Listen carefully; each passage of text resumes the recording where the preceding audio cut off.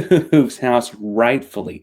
All the excitement about Houston recruiting has been of the 2025 basketball class full of five stars. But what if I told you that a 2026 five-star basketball recruit on campus today?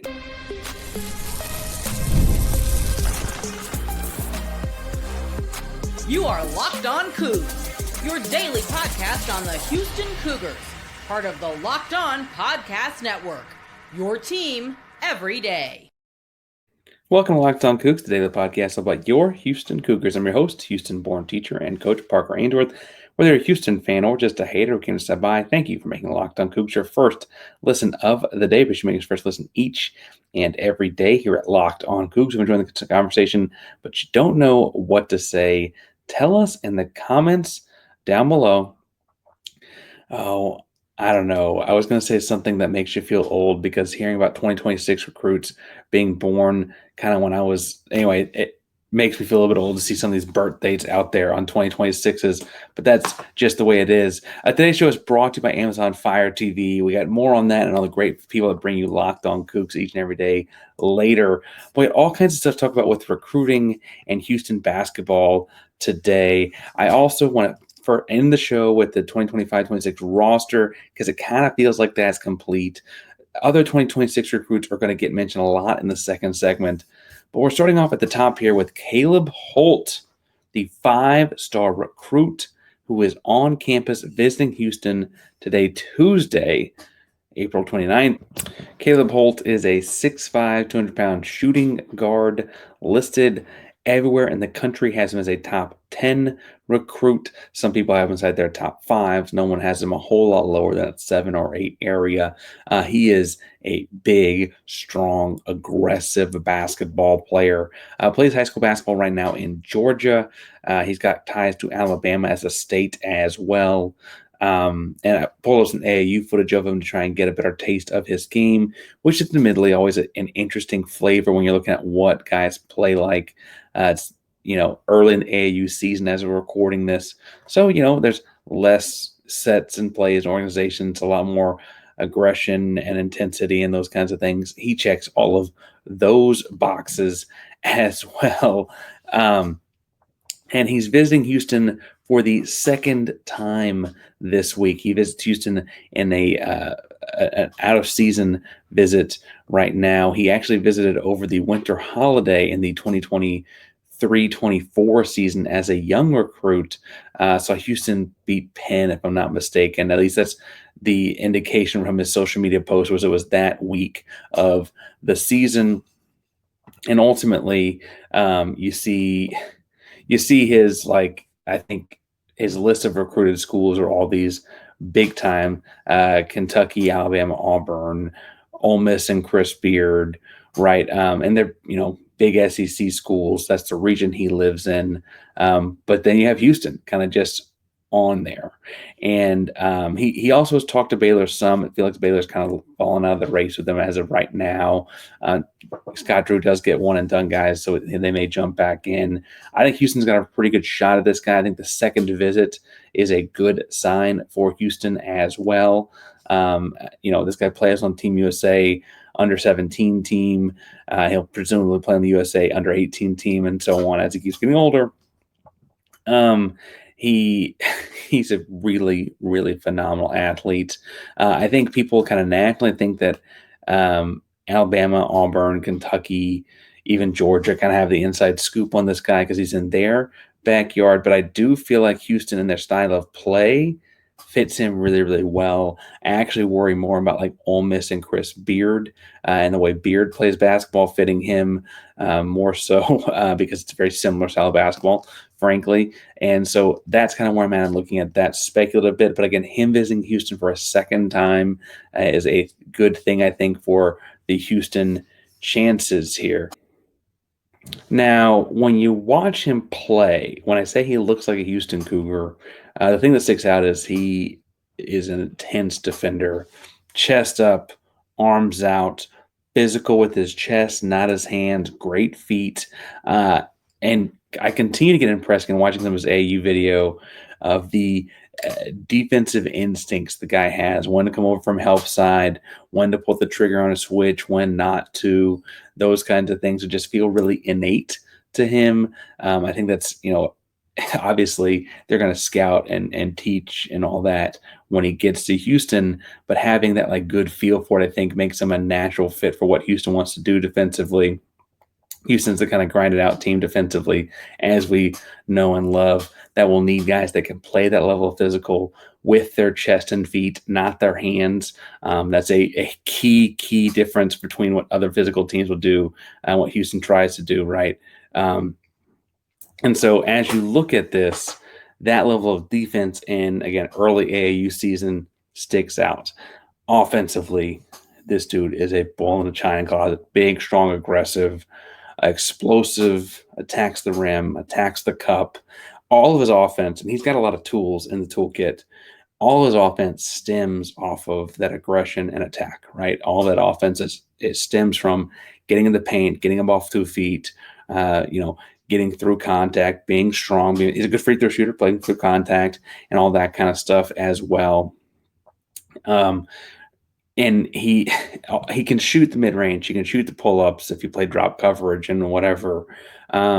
He's a good three-point shooter, not a great three-point shooter. It didn't look like to me, but I also have seen some AAU tape. It could be different as he gets older. He is also a rising senior in high school. That's obviously got time to change and work on that. He's a shooting guard in size, shooting guard in the position he'll defend on the other end, shooting guard in the sense that he is a score-minded guard.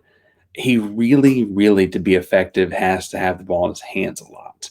And so while I wonder how he pairs with some other guards on the roster, he's so talented, I think you got to figure it out, right? The same way you had Marcus and Jamal on the floor at the same time for Houston in 2023.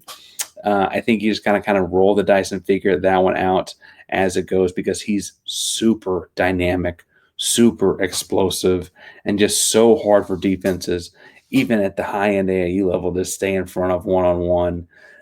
Really impressive. Again, coming to Houston for his second visit in about 14, 15 months here. He's been through Alabama, Auburn, Ole Miss, Kentucky. He was the Alabama Mr. High School or Mr. Basketball in, I believe it was when he was still in high school in Alabama as a sophomore, did his junior year out of school in Georgia. And so we're seeing kind of the growth and development of this guy that's like a really big time prospect. Does project to be a one and done kind of guy.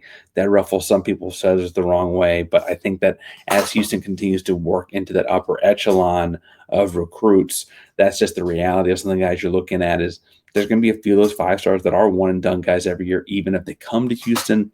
And you understand that when a 5-star chooses Houston, they're choosing to be a part of that culture, even if that means that their time in college is short-lived, right? Just like a Jarris Walker kind of thing.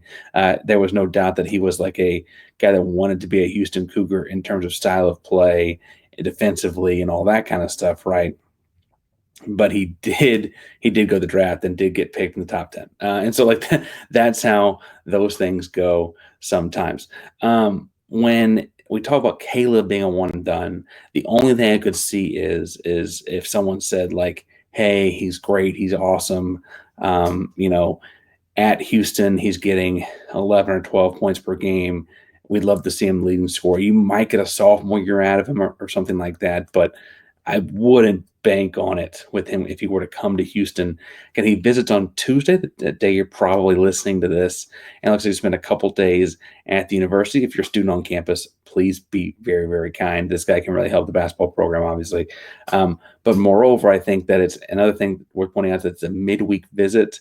That means that there's some theoretically showing him what school looks like, what workouts look like, what all, because it's not a weekend where you're like, there's not a game weekend or whatever. Like you're seeing what a routine day looks like after having seen what a game situation looks like this first visit. I think those are all good signs.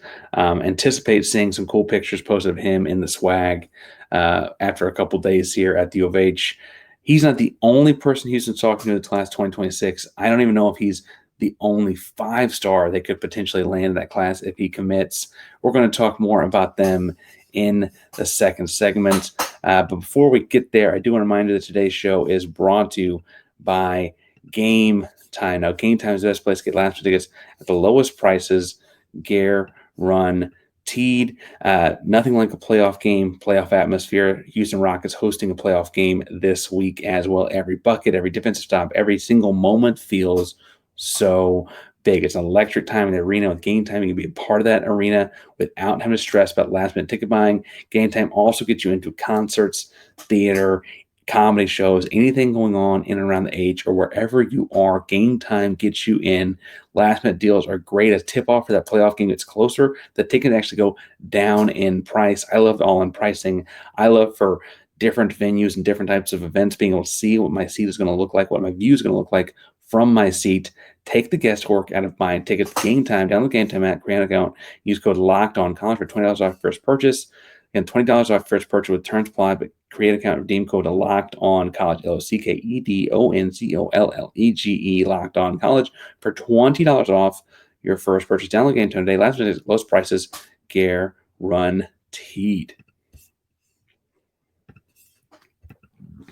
Parker Ainsworth, Locked On Coogs here, talking about Houston's 2026 class as we welcome in the 2025 class and how it's shaping up. And if you remember, it was about February, April, May, maybe some March. March gets covered with a lot of games, obviously, the 2024 versions of this show. We start talking about, hey, I think Kingston Flemings got a real shot here. Hey, Isaiah Harwell is a guy to keep an eye on with Houston. Chris Sinak's an outside guy, but he's a big time prospect for Houston. If Houston get inside that, that'd be awesome. And now we're seeing that class come to fruition, right? Similarly, you're seeing Houston get these real big feelers on big-time 2026 prospects. Last week, we talked about Arafin Dion, big 7-footer, 6'11", 7-footer, 7'5" wingspan, listed about 285. Someplace I'm close to 300. He's a giant, great aggression, great motor.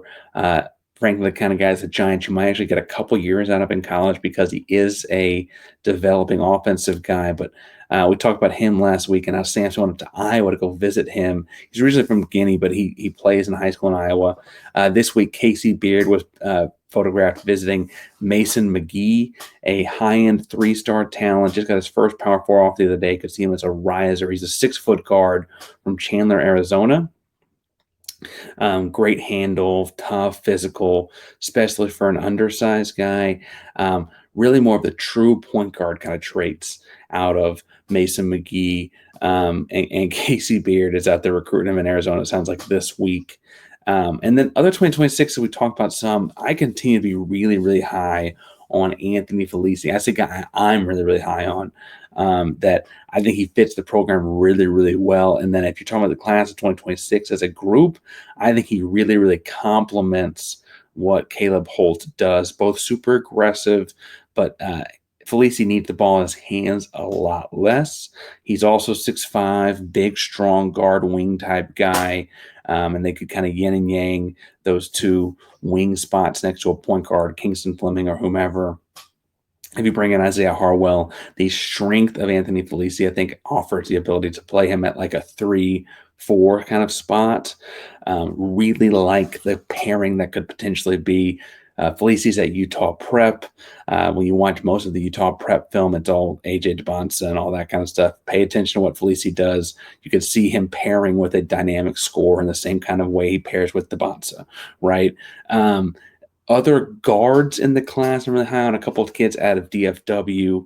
One is Cam Lomax, who's been to campus on a visit. He's a point guard, combo guard, dynamic scorer out of somewhere, I think it's Frisco, in the DFW Metroplex. I'm also really high on Keante Gray Bear. He's more of a scoring true point guard.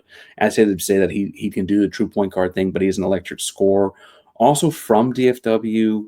I also think he's from Frisco, but now he plays at Link Academy up in Missouri.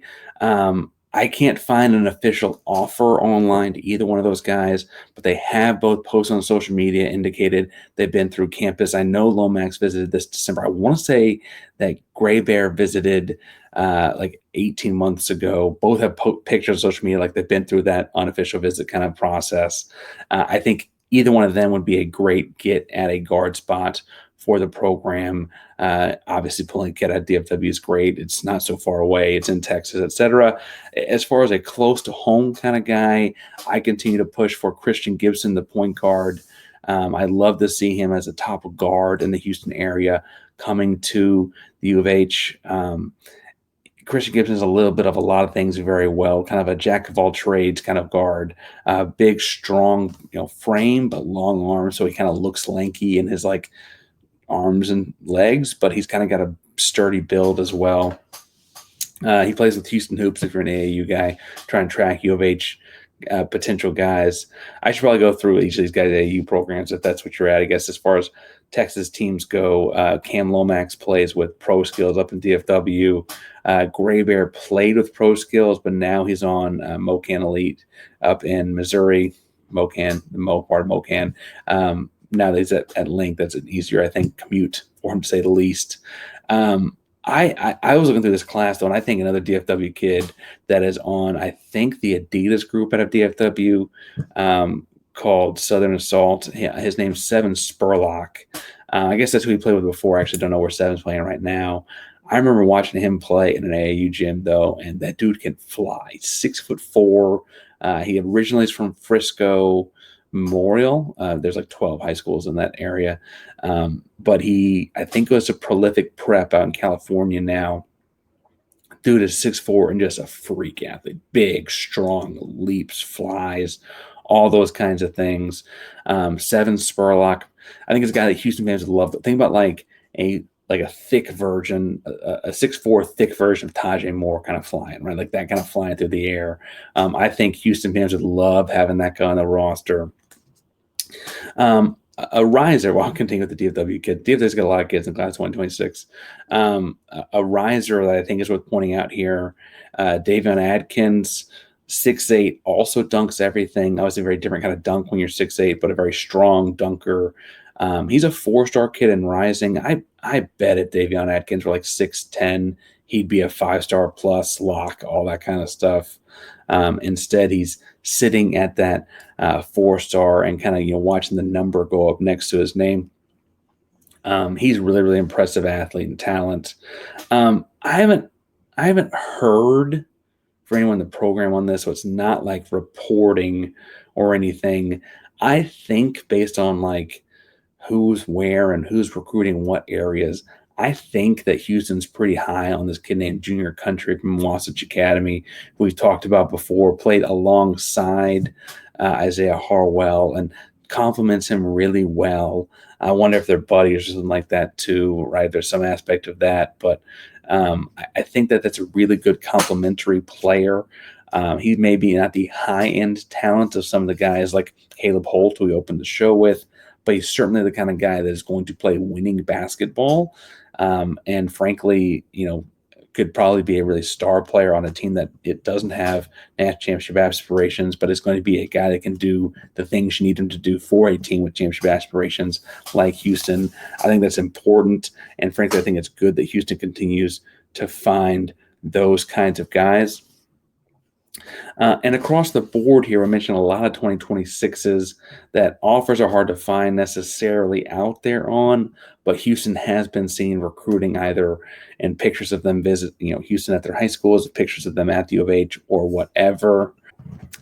Actually, if we're looking at 2026s and we're going to talk guards, I should also probably mention Nasir Price. I think it's Nasir Price is how you pronounce his first name. He's out of Katy. I think he goes to Seven Lakes High School.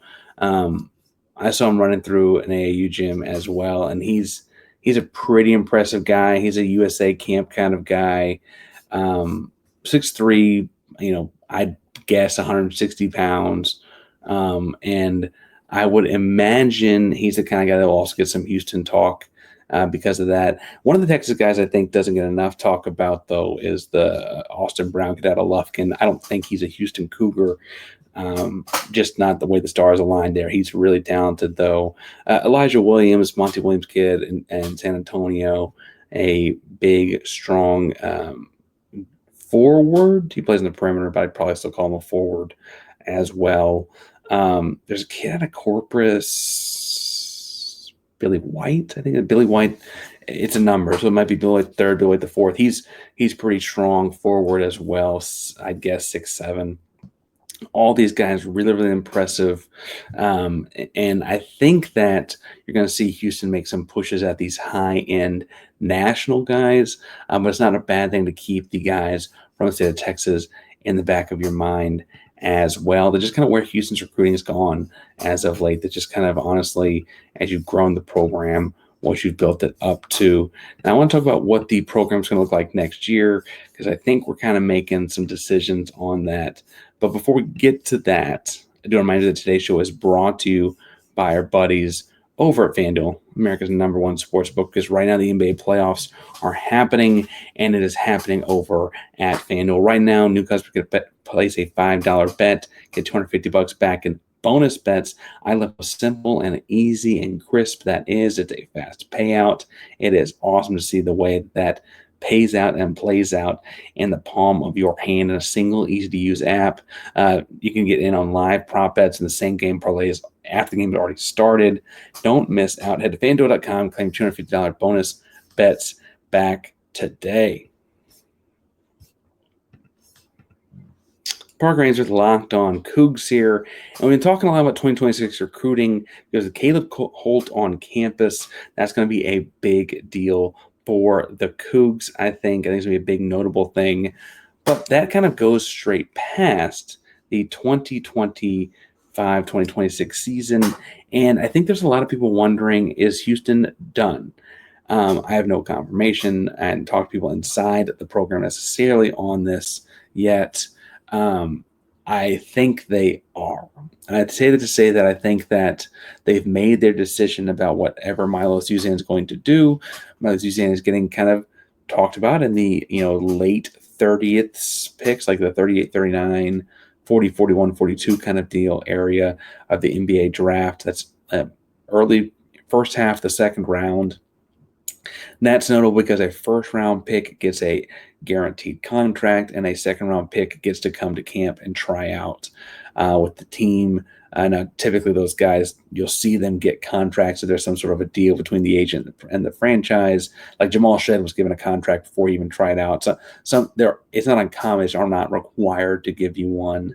I say that to say that if that were to move up with the NBA Combine, when Milo Suzanne is at the NBA Combine, theoretically, he would have to go. It sounds like he and Sampson talked, and Kelvin was like, "You've got to go see what they say, and they say your first-round pick, you've got to go." Sampson said that to lots of guards in the past, whether that's Jamal Shedd or Marcus Sasser.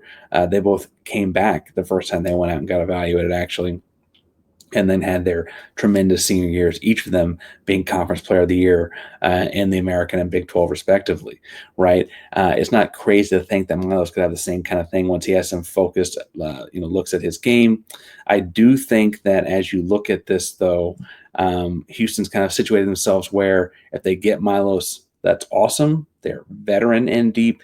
If not, they're young, explosive, and deep, right? I heard it phrased by someone who knows some things, and I'll leave it at that, as honestly, there were not a whole lot better options than transfer portal as far as contingencies go than just rolling with Kingston and Pops anyway, right? I say that to say that it sounds like as far as guys that were willing to come to Houston, potentially back up if Milos comes back and all that kind of stuff, there was no one out there better than Kingston Flemings as the potential starting point guard if Milos does go to the pros, right? And so that's kind of the measurement you're going with because you've got Kingston signed up, right? And truthfully, as you look at that, that means that if Milos goes, you're going to roll with Kingston Flemings as the starting point guard. You're going to start two freshmen because I imagine Chris Sinak also starts, and you're going to roll with it. and you're going to probably take some lumps in November, December, and the goal is be winning in February, March, and April, right? That's the way this program operates. That's the way last year's team went, right? When you went 4-3 by the end of the MTEs, only to then turn around and end up in the national championship game 65 seconds away from a national title, right? Like, that's all fine. The deal will be, I can see you rolling your eyes right there. Some people don't like this idea of playing freshman point guards. I will say that point guard's a tough position to play for Sampson. I think that Sampson likes his point guards to be excellent. He talks all the time about who can and can't have bad practices. And he says the three people that can never have a bad practice are him as the head coach, the team's best player, and their point guard. And then he would frequently say, after when Jamal Shed was the presumed best player on the team, and Jamal's both of those, right? Now, with that said, I don't think it's impossible that a freshman plays meaningful minutes for Sampson. We've talked about Jamal Shed a lot. He played about 10 minutes a game as a freshman for a team that went to the Final Four. Marcus Sasser was, technically a two guard, but he played like over 24 minutes per game as a freshman the year that the tournament got canceled with COVID, right? And frankly, as far as athleticism and stuff like that and being ready to play goes, I actually think that Kingston is closer to Jarris Walker than those guys are as far as freshman level goes. And Jarris started as a freshman. That same year, Terrence and Mang were the only two perimeter guys that got any real run off the bench. Obviously, JVR and Reggie played a lot in the big man positions. But as far as perimeter guys go, they only ran with those two freshmen. And I think all that is to say that when the freshmen are ready, we've seen them get the reins. And I think that it's safe to say that Kingston is the kind of guy that it's not that outlandish to think will be ready. Further, you got to imagine that Pops Isaac will get some run at point guard no matter who the starting point guard is. And then with that said, you also have to imagine that if that point guard is Kingston Flemings, it's probably just a little bit more Pop Isaac's. And then if it's Milos, is probably a little bit less Pop Isaac, but he'll still get some run at point guard no matter who that point guard is. You're also bringing Mercy Miller back, also bringing Cordell Jefferson back. Cordell Jefferson is a dog. That dude's aggressive. Man, if he gets some real run here, Houston Cougar fans are going to love the way that guy plays basketball. You're going to love the way that guy plays basketball if he gets extended minutes this season. And I say all of that to say that I don't know that it's a foregone conclusion Milos Uzana is gone. If it were to, be May 28th tomorrow and he were to make a decision deal and it was still a 38th, 39th pick range, I don't think he would go. But if that moves up and when it comes to that decision day, so he has to decide before May 28th and decides that he's going to stay in the draft, Houston's comfortable with what they've got. And at some point, who am I to tell them not to be? They've got a 5-star point guard coming in.